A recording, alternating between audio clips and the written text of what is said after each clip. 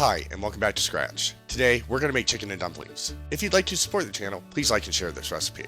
For this, we'll need 1 small yellow onion, 1 egg, 1 pound of chicken breast, 4 1/4 cups of chicken broth, 2 cups of your favorite frozen mixed vegetables, 1 1/3 cups of half and half or whole milk divided, 1 1/3 cups of flour divided, 4 tablespoons of butter divided, 2 tablespoons of cornstarch, a tablespoon of minced garlic, 2 teaspoons of baking powder, a teaspoon of Worcestershire sauce, a teaspoon of pepper, a teaspoon of salt divided, a half teaspoon of dried rosemary, and a half teaspoon of dried thyme. We'll start by peeling and finely dicing our onion. Then we'll melt 1 tablespoon of our butter on the stovetop over medium-high heat. We'll add our chicken and cook it for about 6 minutes per side. Once cooked, we'll remove our chicken and set it aside to cool.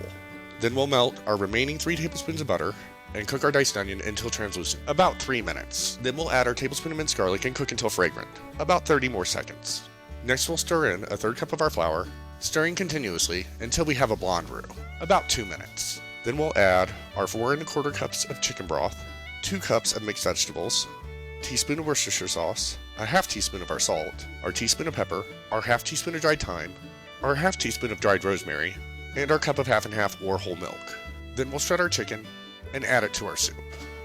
We'll let this come to a light boil, stirring occasionally, before reducing heat to medium-low and allowing our soup to simmer, uncovered, for 10 minutes.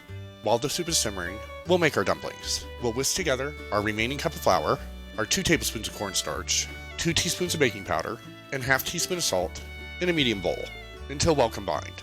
Then we'll mix in our egg and remaining 1/3 cup of half and half or whole milk until a dough forms. After our soup has simmered for 10 minutes, we'll rip approximately 1-inch pieces off of our dumpling dough and drop it in the soup. We'll allow our chicken and dumplings to continue simmering, covered, for an additional 15 minutes. We'll serve this hot. And remember, if you like the content, please subscribe.